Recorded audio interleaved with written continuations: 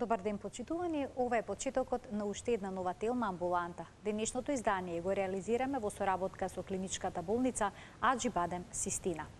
Стомачите тегоби кај децата се меѓу најчестите причини за посета на лекар. Но зад болката на стомачето може да стојат многу различни причини. Од тврда столица и неможност за празнење на цревата, неправилна исхрана, нарушен микробиом поради често употреба на антибиотици, болка во грлото, до стрес и емоции што децата не знаат да ги изразат. Кога станува збор за минлив проблем, а кога за состојба што бара внимание? Како да ги препознаеме причините за стомачните тегоби и да им помогнеме на децата? За сето ова денеска разговараме со доктор Наташа Цучкова-Никчевска, специјалист по педијатрија во клиничката болница Аџибадем Систина. Останете на телма, оставете прашање во програма и проследите го денешното издание до самиот крај.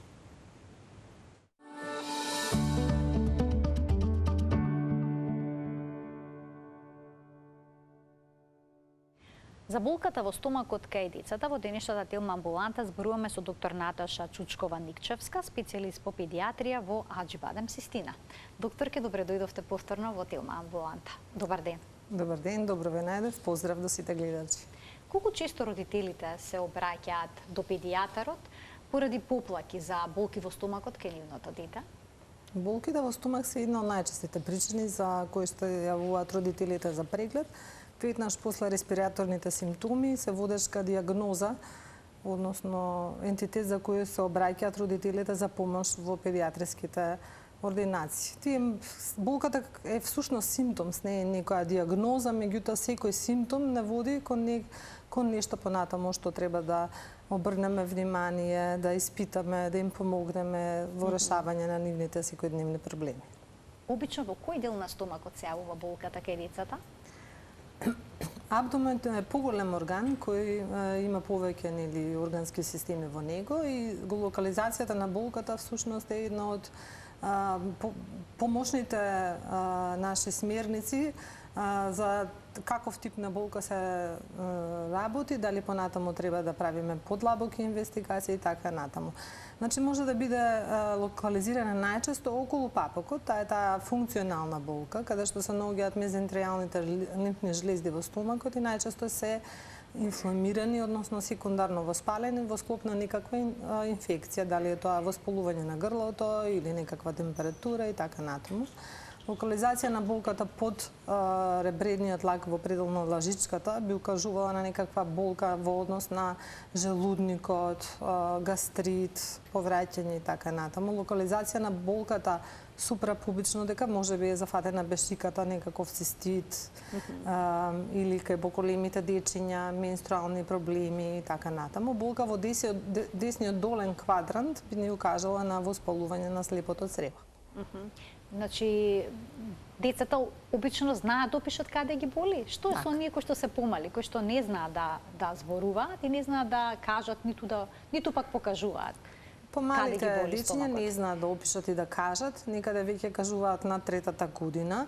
Во принцип, дете до 5 до 6 години не може да симулира болка, ниту да излаже каде го боли. Често ги прашуваме поголемите дечиња да покажат со замижани очиња каде точно ги боли стомакот. Секако само тоа е една ориентација во клиничкиот преглед, каде ја лоцира болката. Секако прашуваме колку време е болката, какви карактеристики има, дали е повремена, спорадична, континуирана, дали е препратена со други симптоми и така натаму. Големите секако локализираат и знаат точно да ви кажат со што е поврзана таа болка. Како препознавате дека малите деца имаат болка во стомакот кога не знаат да се пожалат конкретно што ги мачи? Па не препознаваат. Мислам, најчесто родителите се доаѓа да се пожалат на тоа дека детето е плачливо, вознемирено, цело време е свиткано, можеби ќе кажат некаква друга симптоматологија, дека повратило или дека имало проблем со дефекацијата. Често знаат да се држат во пределот на стомакот, да се свиткани, бидејќи самата флексија на организмот ја намалува стомачната болка. Така да се во една принудна позиција, па тие помалите дечиња во склоп на прегледот секако го прегледуваме и стомакот. Организмот на детето и на човекот не е одделен. Не можеме само да обрнеме внимание на стомакот, мораме целото дете да го прегледаме, па да направиме некаква причинско-последична дедукција на симптомите. Како го прегледувате стомакот кај дечињата? Во принцип се прегледува стомакот, значи прво во исправена состојба, да видиме дали е надуено или не е надуено мишото, потоа го легнуваме и правиме палпација на органите. Болна осетливост, ако знаат да ни кажат, поголемите кажуваат каде боли, пипаме органите, дали се зголемени, не се зголемени, дали има надуеност на мишото и така. Често ви доаѓаат дечиња кои што имаат горно-респираторни инфекции, односно бактериски или пак вирусни инфекции на горните дишни патишта со растечено носе, болка во грло и при тоа сето тоа да е проследено и со болка во стомакот? Да, чисто доаѓаат и првично се жалат, но знаете да се жалат малце покасно кога ќе помине оној период на температура. Може и почетен симптом тоа да е. Може и почетен да е, може да и кога ќе помине, да речеме 2 до 3 дена имале температура во некаква вирусна инфекција или во акутен риносинозит, фарингит, така, да поминат тие симптоми на температура, они да продолжат да се жалат на стомачна болка околу папокот. Тоа е бидејќи некаде 75 до 80% на имунолошкиот одговор се прави во паеровите плочи и во лимфните жлезди што се наоѓаат околу цревцата, мезентријалните лимфни жлезди. Тоа е всушност физиолошки одговор на инфекција, но бидејќи децата се помалечки, послабички, почувствителни и тие болки точно таму ги чувствуваат. Ако направите едно ехо на абдомен кај тие деца, ќе видите гранично наголемени пакети на лимфни жлези, вообичаено параоротално, поретко или оцекално околу слепото црево или околу другите цревца. И родителите обично се тогаш во голема паника кога ги им кажат зголемени лимфни јазди во стомачето кај детето. Па, знаете како, зависи како разговарате со родителите. Ако ми објасните дека всушност тоа е еден нормален процес што се очекува, дека таа големина на лимфни жлези не излегува од некоја нормално што би очекувале кога имаме реакција на организмот на некаков агент, што е вирус или бактерија. Дека со време на како ќе помине инфекцијата и тие ќе се намалат, инфламацијата во нив ќе се намали, ќе дојдат на контрола, тогаш имаме добра соработка и се смируваат. Ако не искомуницирате дека е нешто, да речам, во склоп на инфекција, може да го сватат и тоа многу сериозно. Колку често децата стресот во домот, на училиште, во градинка, со врсниците го манифестираат преку болка во стомакот? Сега во последните години, и порано било така, гастролозите велиме дека сите болести започнуваат од цревата, како што вели Хипократ. Може би не е точно дека сите болести се по принцип предизвикани од гастроинтестиналниот систем, но еве како една аналогија дека тој наш мозок во цревата, што го викаме сега микробиомот и поврзаноста на централниот нервен со гастроинтестиналниот систем е доминантна. Ние сме еден сложен организам каде што стомакот и сите функции што ги извршува се поврзани со централниот нервен систем, со имунолошкиот одговор кај детето. Така да, кога имаме било каква некаква инфекција, реагира тие жлезди, почнува имуниот систем да реагира со стварање на антиген, антитело, одбрана да се подкрепува. Нели, кога е болно едно детенце не јаде толку добро, температурата си го прави својата да дојде до дехидратација, субхидрација, внесувањето на течностите на храната е по, да речам, предизвик за родителите, посебно во таа една мала возраст, така да многу често се поврзани сите работи, а посебно е доминантна тој централен, односно гастроинтестинален мозок, што го велиме. Може ли децата да се жалат на болка пред секој тест на училиште? Па може да, јас не знам дали знаете вие некој да бил, например, гладен, да е среќен. Јас таков човек не познавам, бидејќи 95% од серотонинот, што е неуротрансмитер, се создава во цревата и во клетките околу цревата. Тоа е хормонот на среќа, на благосостојба, на релаксираност. Кога имаме било каков стресен симптом, тие хормони помалку се создаваат. Врските помеѓу клетките, ентероцитите, бариерата се нарушува, поправаат некои неуротрансмитери понатаму и сето тоа сигнализира како болка во стомакот. Има дечиња и сите возрастни кои што доминантно реагираат на стрес со стомакот. Со некој стомачна тегоба. Некој реагира на стрес со главоболка, повеќето па може би 50 до 60% реагира со стомачна болка, некој со диарија, некој со грчеви. Но сето тоа, кога ќе земете една добра анамнеза клиничка, кога ќе го прегледате пациентот, ќе исклучите алармантни знаци дека нешто се работи за органска причина, доаѓаме по дедуктивски пристап до диагноза на функционална болка, односно болка предизвикана од стрес, порано што се викаше психолошка болка. Психолошка болка, значи таа е реална болка. Навистина децата се жалат на болка, така? Така, таа болка постои. Не велиме дека детето не чувствува болка, но не е причината од органска причина, од некакво заболување.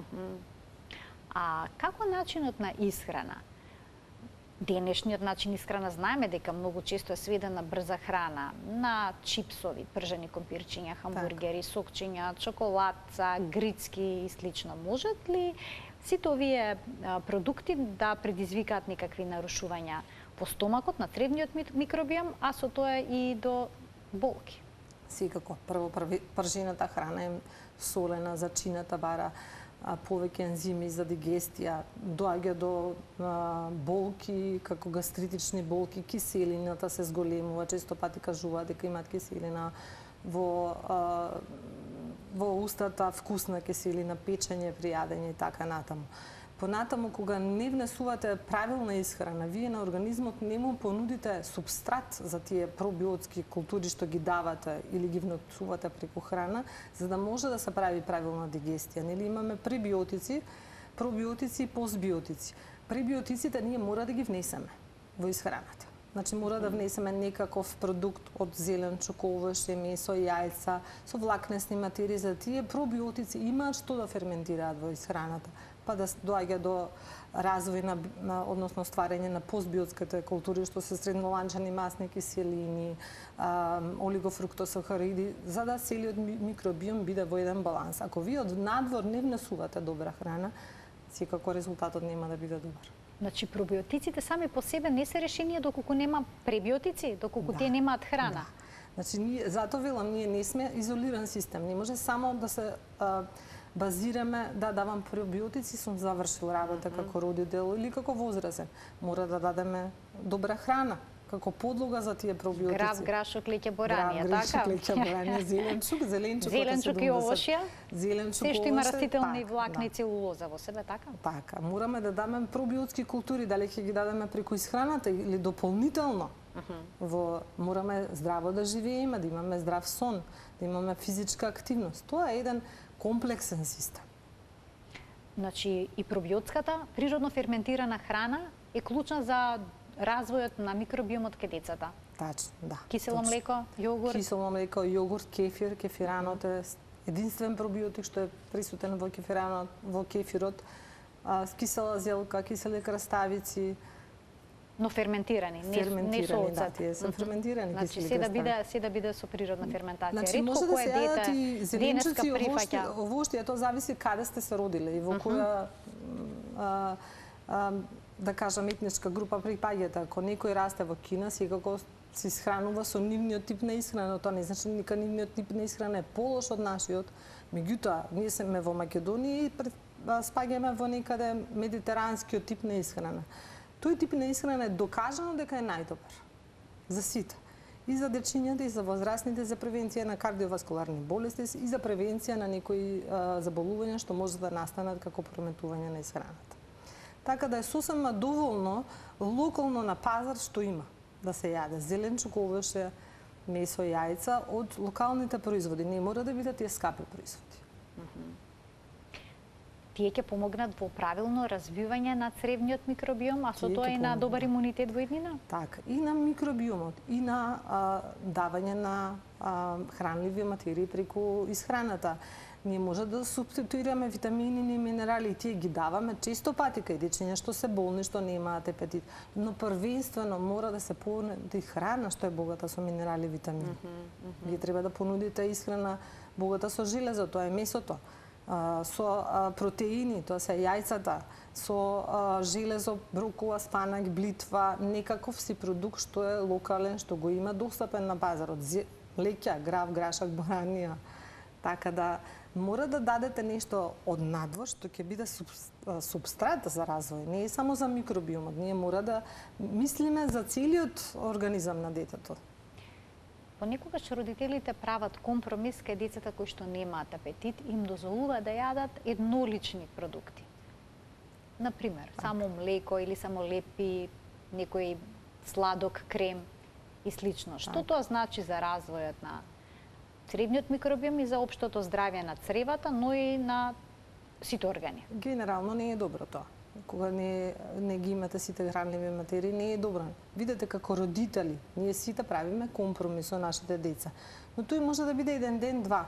Не може да биде долгорочна стаза и да биде начин на исхрана. Има едно правило и тоа е така, да не звучиме грубо. Пациентот не знае, детето до 3 години нема мислење што треба да јаде. Тука се родителите што се одговорни за него. Он може да преферира одреден тип на исхрана, благо, по различна текстура на храна, па да му се приготви така, но не може он да диктира дека сега ќе јаде 2 литра млеко и само ќе јаде попара со млеко. Така. Ние како родители, како општество треба да поставиме граници, се знае кој е дете, а кој е родител. И тоа е наменски за доброто на детето.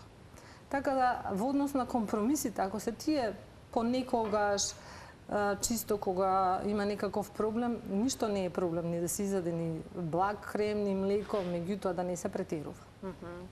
И родителите да бидат упорни во нудењето на продуктите кои што детето понекогаш ги одбива и не сака да ги конзумира. Ако разговараме за ние пики итра, што мислам дека натаму пребирливи, дечиња. Пребирливи дечиња, па некаде од 15 до 20 пати треба да му се понуди вкусот на детето за да он почне да го прифаќа. Некој прифаќа преку гледање, некој прифаќа преку фаќање на текстурата на храната.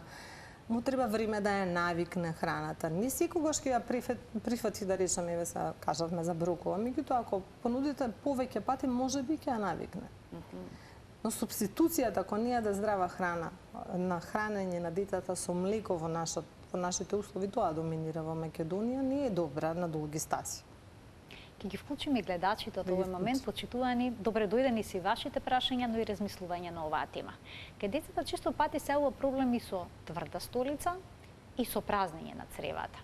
Дали тоа директно поврзано со храната или пак во позадина може да стои некој посериозен проблем? Во однос на празнењето на храната, тие спаѓаат функционална констипација. Ако е функционална, спаѓа во тие болести каде што немаме органска причина. Може да биде причина невнесувањето на доволно влакнести материи, невнесувањето на вода, немање на доволно физичка активност.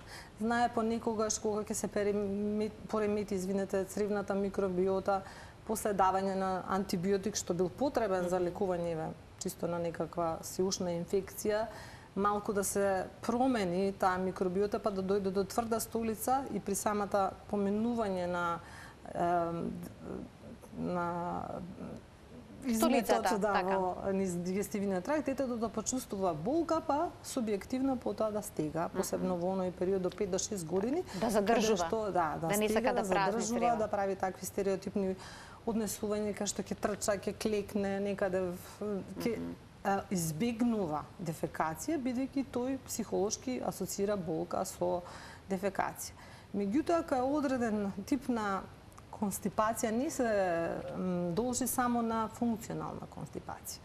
Затоа треба еден преглед, секако прво од матичниот лекар, а потоа ако немаме подобрување од гастроентерохепатолог, за да разлучиме дали се работи за функционална болка, односно функционална констипација, каде што ќе дадеме некаков лаксатив, или се работи за органска причина. Ја сега тука ќе напоменам и веќе искористам како дел од една студија во Аџибадем Систина, обработивме податоци во последните 3 години за пациенти што доаѓале во Систина, во принцип тоа се наши пациенти и дел од Република Косово. Од некаде 647 пациенти што не се јавиле во амбуланта заради стомашна болка, 31% се должело на констипација, односно на тврда столица и неправилно празнење на цревата. Иако стартно сме мислеле дека се работи за функционална констипација, кога испитуваме кај дел од децата во еден протокол стандардизиран за паразитози во цревата, ние имаме дури 11-12% од пациентите со цревни паразитози. И тие може да прават мимикрија на стомачната болка и на констипацијата, да мислиме дека е нешто функционално, всушност е органски. И лекувањето е многу битно. Ако е значи од тоа зависи каква терапија ќе добие. Како ќе биде пристапот.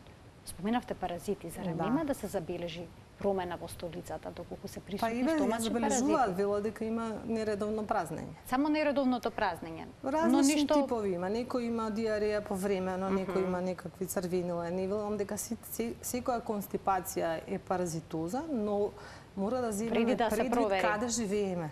Значи, нашата поставеност, нашите хигиено-диететски мерки и систематски тоа да го исклучиме. Секако со констипација доаѓаат и други диагнози што се посериозни што треба да ги исклучиме. Те се тие алармни знаци, да речеме, кај пациентот при прегледот. Така да една болка може да значи ништо, односно некакво функционално заболување кој што ќе го изменеджираме, но може да значат многу други работи што не се функционално, односно органски причини, па да треба да се лекуваат. Значи проблеми со тврда столица и празнење на тревата од детска возраст бара преглед од педијатар Секако, и една убава анализа. Една убава анализа, една анамнеза, почнување на лекување со лаксативи и стандардизирање некои анализи и пратење на детето. Доколку се утврди дека сепак е физиолошки проблемот, што препорачувате? Дали да се дават сирупчиња на природна база кои што ќе омекнат столицата? Некои родители практикуваат чепче. Така. Прво практикуваме здрава исхрана, нели внесување на влакнести материи, вода, Значи, прво физичка промена на активност, исхраната. ако има тамо во тој сегмент ако е проблемот или барем малце модифицирање ако имаме некој ете така, ако сме правеле некаков компромис, колку може да го поправиме тој дел во однос на исхраната, спиењето, внесување на течности, сонот и така натаму. Понатаму, ако се должи само на психолошка констипација, бидејќи дечињата се психолошки многу ранливи, многу чувствителни во тој период. Вие не можете на сила да му кажете сега немој да задржуваш. Треба психолошки тој сами да свати дека не треба да задржува обстипација. Затоа лекувањето на констипацијата е најмалку 3 до 6 месеци со давање на лаксативи, вообичаено се тие од типот на макрогол, каде што вие ќе го релаксирате пациентот, дека он психолошки нема да чувствува болка, па потоа дел од пациентите треба да направат тренинг за дефекација, бидејќи сите наши функции се вољно стимулирани. Каков е тој тренинг за дефекација? Тренинг за дефекација исто како кога учиме или да одиме да мокриме, како едно куче кога го учите да дефецира. Тоа се учи. Значи, ако немаме во таа некоја возраст на 2 години до 4-5 години се учи. Се седнува детето на тоалет, после главен оброк, ако нема никаков проблем, или нокширче. И нели пробува да дефецира, после некое време си дава сигнал мозокот, така да секој пат кога ќе има, тоа спонтанно ќе оди. Да не оставаме да ги празниме сревата така кога ќе не дојде. Но некои деца плачат и не сакат ниту да се приближат до нокширчето или пак И па токму затоа ги оставаме подолго време.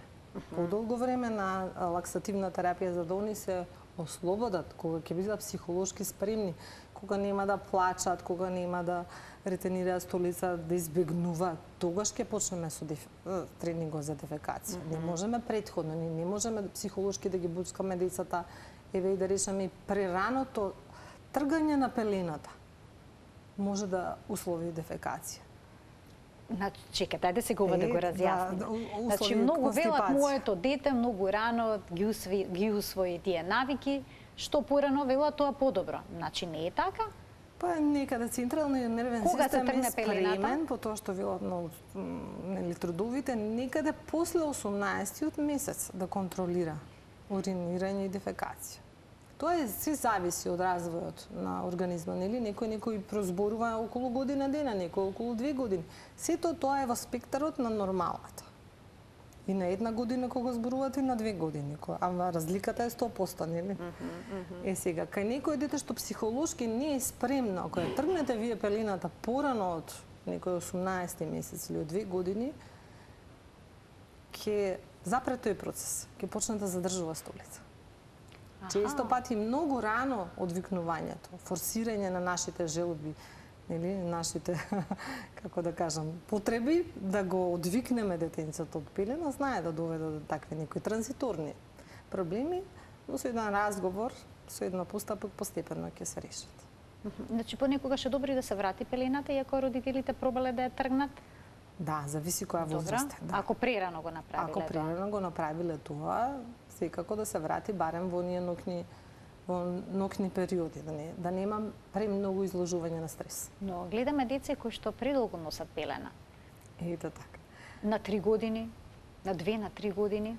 На 2 на 3 години може да носат пелена кога спијат. Веќе на 3 години би било нормално, барем преку ден, да знае да искомуницира дека сака да оди помала нушта. Знаете, се е баланс во животот. Нашите амбиции и нашите потреби не значи дека така детето ќе ги следи. Мораме да правиме баланси со исхраната и како ќе тргнеме пелената и како ќе го форсираме детето да ги воспостави тие функции на дефекација, на уринирање. Мораме и понатаму да видиме многу за се во баланс со децата. Некој сака да учи, сега излеговме од темата математика, некој не сака. Не може да ги форсираме децата во деловите кои што они не се комотни. Така и убаво што го разјаснивте, за да не се случува потоа детето да задржува столица, да не сака да ги празни цревата, па потоа ќе се јават болки со стомакот, па и стресот во семејството, бидејќи тоа не е потоа лесно да се реши, да го убедувате детето да седне на нокширче, па да ги испразни цревата. Полека, не може да брзате. Чекор по чекор. Чекор по чекор. Не може ништо на сила, посебно во детската возраст.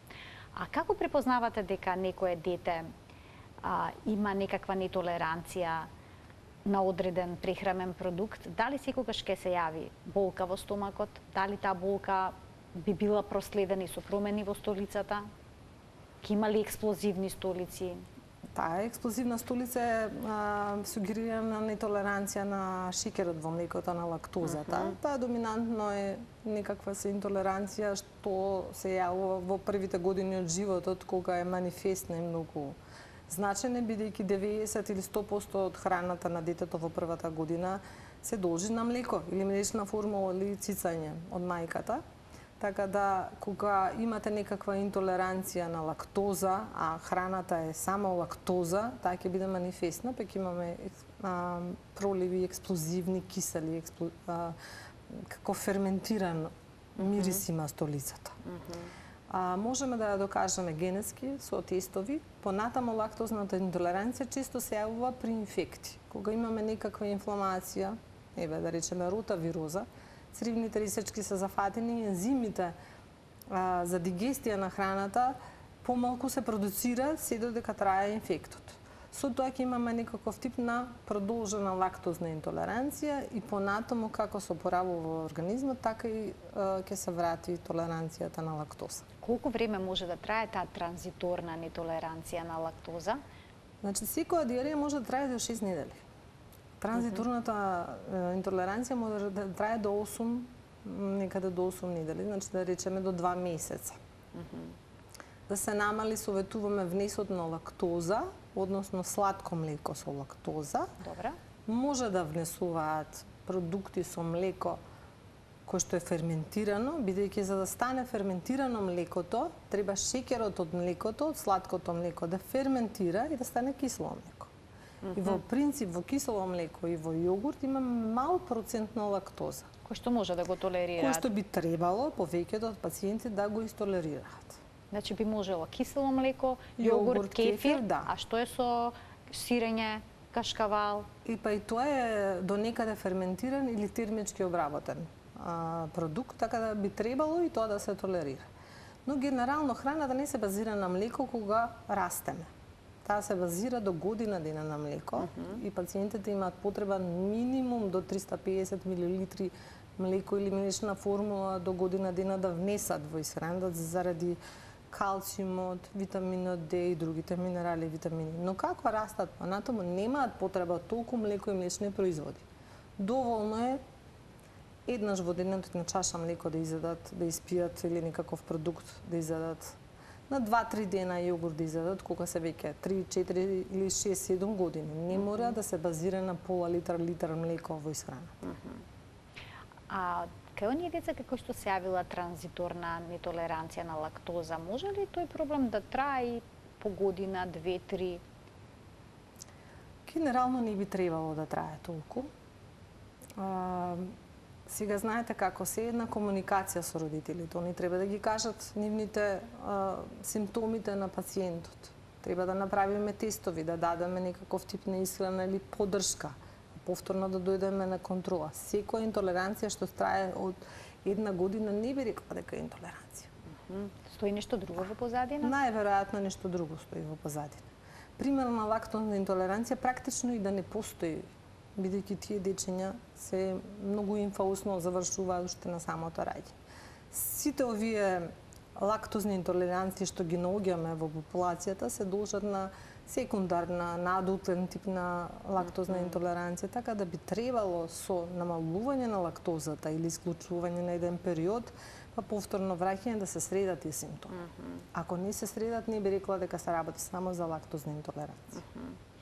Што доколку се забележува, да речеме, кај детето, ако испие чаша млеко, па му се јават проблеми со столицата, или пак изеде еден сладолед, повторно проблеми со столицата кои што не може да се регулираат еден извесен период. Треба ли да се направат некакви генетски испитувања? Тие се анализите за лактозна интолеранција. А предходно, да речеме, немале проблем, како бебиња цицале си било во ред. Анамнестички вака симптомите личат дека се лактозна интолеранција. Тие симптоми што ги опишувате може да бидат како алергиски одговор на млекото. Значи, лактозата е шеќерот и тоа е ферментација ензимот што е неактивен, а протеинот на млекото е алергиски одговор. Значи, не е исто нетолеранција и алергија? Не е исто, да. Ова е алергиски одговор како кога имате алергија на јајце, на млеко, на некаков продукт што има протеин. ИГ е посредувана најчесто, иако има и ИГ непосредувана алергиски одговор.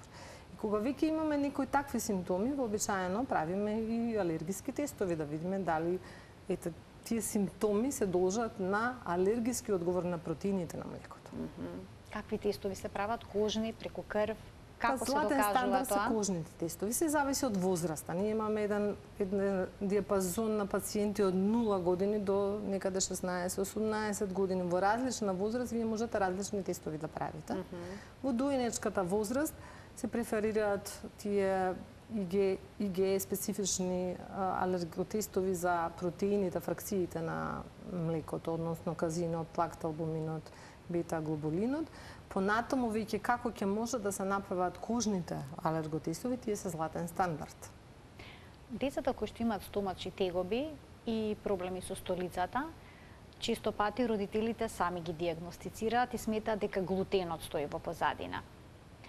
Колку е чест реално овој проблем со глутен во детска возраст? Бидејќи понекогаш родителите на своја рака си прават одредени диети па исфрлаат продукти. Не е толку чест глутенот, односно целијакијата. Не е како причина. Целијакијата всушност е автоимуна болест. Болката е симптом, таа може да укажува на многу заболување. Не значи дека секоја болка се должи на целијакија или интолеранција, која викаат народски на глутен во исхраната. Целијакијата е сериозна автоимуна болест, кога телото ги напаѓа органите, сите органи и системи, најмногу цревото, се создава кај некој треба време, знаеме да откриеме на 14, 16, 20 годишна возраст, кај некој многу рано се создава. Сето тоа мора да има предиспозиција, односно генетска предиспозиција за целијакија и се прават оние автоантитела против глутенот и проламините на глутенот. Секако го испитуваме пациентот за тие антитела и тоа е многу сериозна болест. Но единствена автоимуна болест што се лекува со храната. Има еден широк диапазон на автоимуни болести. Лупус, еритематозен, реуматоиден артрит и многу други. Автоимунотироидна болест на Хашимото, на тироидата. Таква болест е и целијакијата. Првенствено автоантителата ги напаѓаат цревните ресички, но кој одреден процент на пациентите не запираат таму. Тие знаат да ги оштетат и клетките на тироидната жлезда и на панкреасот и на другите органи и органски системи. Така да таква некоја диагностика, само диагностика на пациентите сега интолерантно на глутен, паќе го става малку на безглутенска исхрана, па да пробаме, не би ви советувала. Ако веќе правиме безглутенска исхрана или ако пациентот е целијакија, што е сериозна болест, тоа е доживотна исхрана без глутен. Има ли вистина дека колку подоцна се внесе глутенот во исхраната на детето, толку е поголема веројатноста да развие некаква нетолеранција или пак алергија кон глутен? Сега за сега, нели, ставовите често и се мануваат, меѓутоа сега има излезено нови упатства од Европската педијатриска гастроентерохепатолошка асоциација, кај што ние, нели, се огледуваме да тие некои ставови и докази во медицината како да постапиме. Не се мисли дека одложеното внесување на глутен нема да направи целијакија. Напротив, се советува да се воведат сите намирници во периодот од 4 до 6 месеци. Што е сосема спротивното на што се препорачуваше пред... Па не би дека е спротивно. И ние кога сме растели, нас ни давале дохрана. Но пред 15 години беше после 9 месец. Така?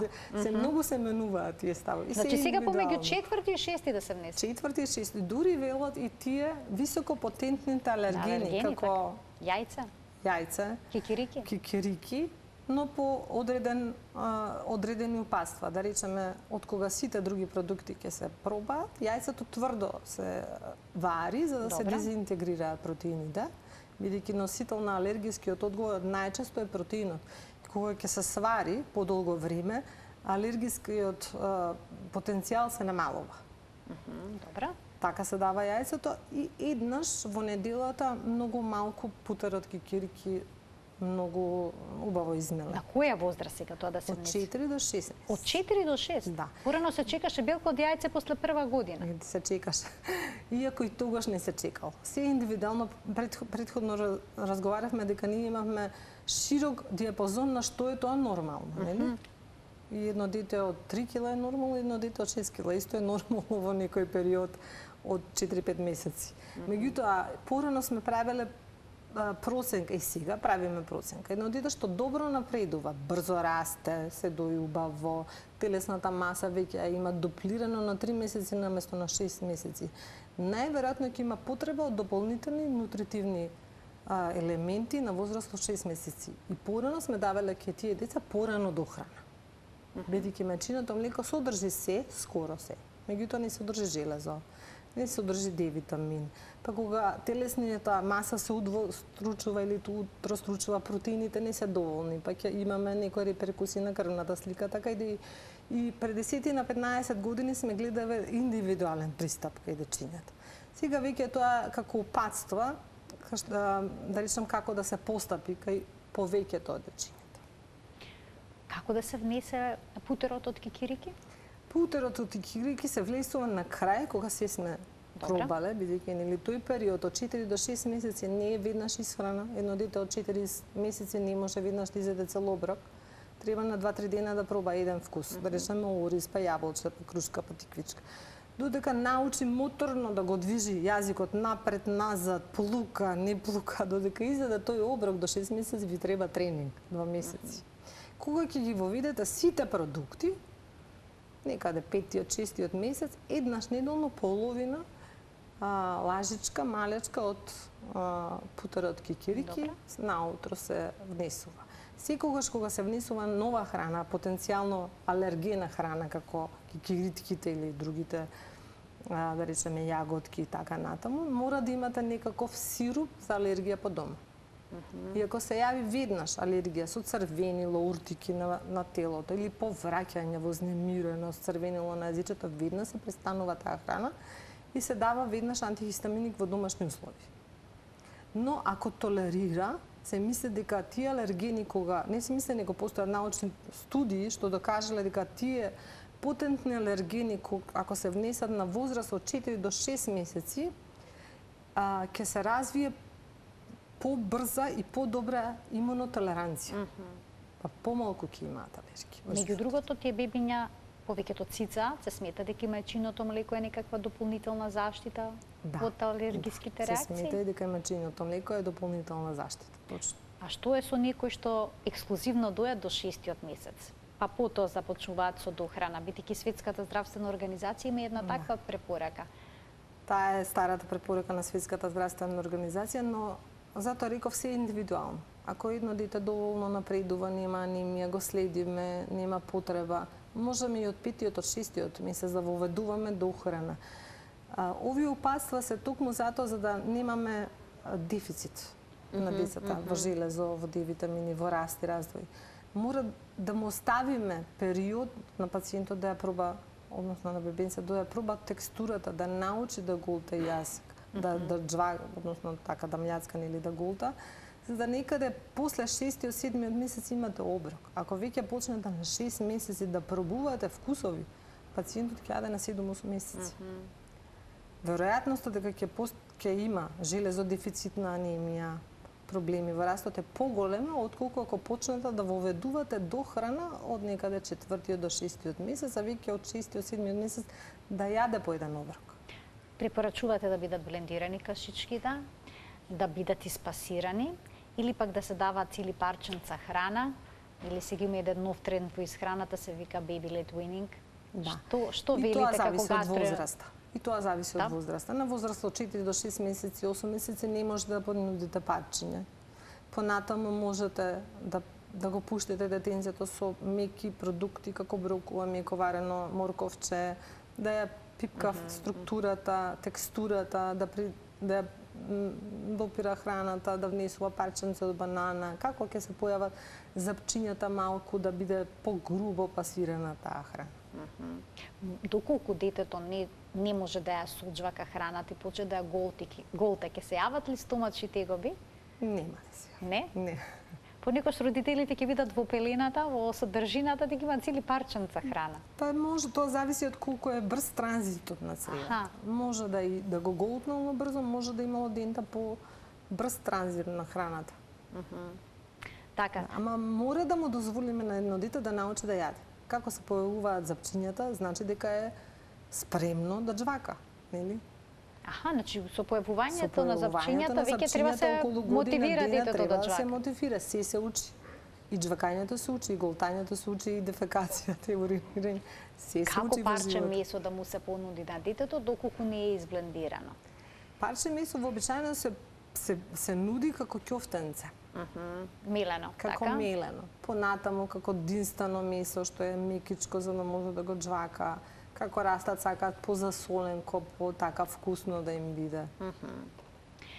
Да проговориме и за вирусните инфекции. Стомачен вирус. Многу често слушаме дека децата имаат стомачен вирус. Како се прави разлика дали е стомачен вирус, дали е бактериска инфекција, дали можеби е нетолеранција на храна? Така. И дали со болка во стомакот сето тоа е сите проследено? Со болка во стомак проследени.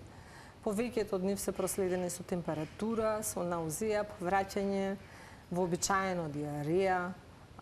Генерално, клинички одредуваме дали се работи за вирус или за бактерија според одговорот на пациентот.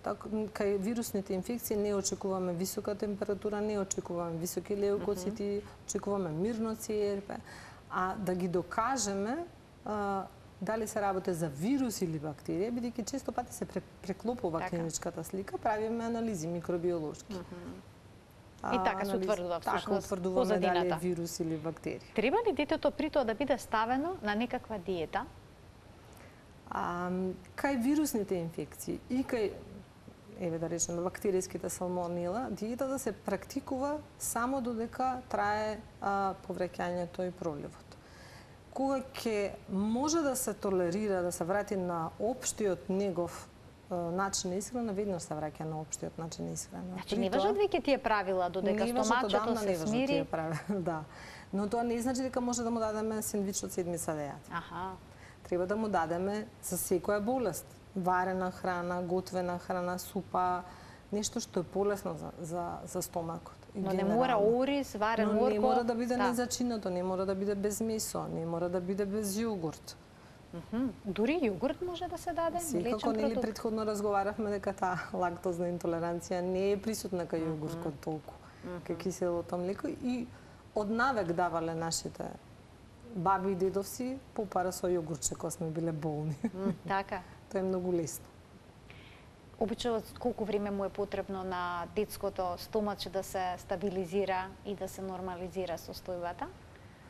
Акутниот период на диареја, на температура, зависи како вирус е, вообичаено до една недела. Кај ротавирузите и подолго да трае, и до 2 недели. Всушност ротавирозата јас им велам на пациентите дека е порано како дизентерија.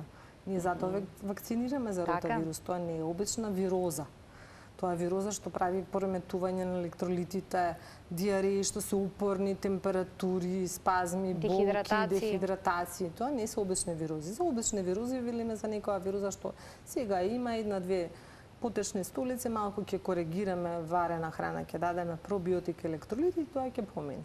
Ротавирозата е една сериозна состојба, знае да биде сериозна состојба, да речеме аденовирусот знае да трае долго, до 2 недели, но до 3 до 4 недели веќе треба да има комплетно оперување. Се што трае подолго од 4-5 дена, значи дека губиток имаме многу на електролити, на течности преку столицата. Сето тоа мора да се прегледа, да се види прво од матичен педијатар и многу е неблагодарно да кажете да вирусот ќе помине. Мора да го видите пациентот со очи, мора да направите некаква анализа, да го следите. Зашто и вирус може да помине, ама може и да направи големи компликации. Дали 2-3 течни столици кај мало дете барат итен преглед од педијатар? 2-3 течни столици може би и не. Меѓутоа, ако продолжат, ако се придружени со повраќање, со температура, заради површината на телото на детето, често се губат електролити преку невидливо потење. Преку губиток, преку износ, односно повраќање, веќе мора да се види, да се направат анализи. Секако родителите веќе мислам дека сите знаат дека веднаш треба да започнат дома со поење, со електролитни течности, правени по одредени опатства од Светската здравствена заедница, за да не дојде до тежок тип на дехидратација. Тие многу тешко децата ги прифаќаат, но с упорност се постигнува. Да. Ги споменавте паразитите, некако никој не очекува во ова време да се најдат паразити во детската столица. Како изгледа лекувањето? И дали може при испитувањето првиот примерок да биде негативен, ама вториот, третиот да ги даде резултатите за присуство на паразит? Видите, мислам дека затоа ние имаме повеќе паразити откриено во однос на некои други, да речеме, ординации или институции. Постојат протоколи за одредување на паразити. Тие се испитуваат од редовна, уредна дефекација. 3 дена последователна столица и 4-тиот ден наутро се зема оттисок целофански од аналната регија. Зошто се зема вака? Ако не се зема 3 последователни дена, можност да се направи грешка е повеќе од 50%. Во тој дел од столицата, едно мало делче се гледа на микроскоп, дека ќе има паразити е многу мала веројатност. Така да јас да апелирам кај матичните педијатри да испитуваат анализа за паразити по протокол. 3 последователни дена од уредна, редовна дефекација и 4-ти ден целофански оттисок, да речеме ентеробиус, само на целофанскиот оттисок се открива, не се открива во другите анализи. Зошто имаме? Може би живееме во такво подрачје. Чести биле паразитите во овој дел, во јужниот дел, да речеме, на Европа и порано. Ние дека не биле. И сега малку зачудува, може би не зачудува, ние не ги пријавуваме паразитозите. Не сме обврзани спод тие старите МКБ диагнози да ги пријавиме. Чисто за размислување, еден Белград, Србија ги пријавува. Кога едно дете ќе има паразитоза во градинка, целата градинка се затвара и сите дечиња се лекува. Ние тоа не го правиме како држава. Не знам дали е проблема само дека живееме на јужните делови каде што паразитозите се почести, или може би еве и тој дел да го разгледаме. Така, треба да се разгледа. Да. Очигледно и да се променат одредени протоколи. Така. Заради здравјето на нашите деца, па и нашето здравје на возрастните. Не постои човек што нема паразити. И јас и вие како дел од микробиомот така. И паразитите се. Или ние еве 2 до 3 кила од нашата телесна тежина отпаѓа на тие микробиоти. Вируси, бактерии, генетски материјали, на паразити. Добро, не ви може понекогаш да се открие нешто што е дел од микробиомот, некој паразит кој што е дел од микробиомот? Може да се открие точно. Како знаете дали е патолошки тогаш или... Ама ние правиме микробиом, ние правиме класична анализа, пограхаме класична анализа под микроскоп, каде ќе се видат живите паразити. А живите паразити, добро. И ова да го разјасниме. Ете, беше интересно да се чуе како податок. Ја ви благодарам многу за вашето денешно гостување во Телма амбуланта, на вистина едно интересно и корисно издание и верувам дека го задржавме вниманието на гледачите. Ви благодарам на поканата и поздрав до гледачите.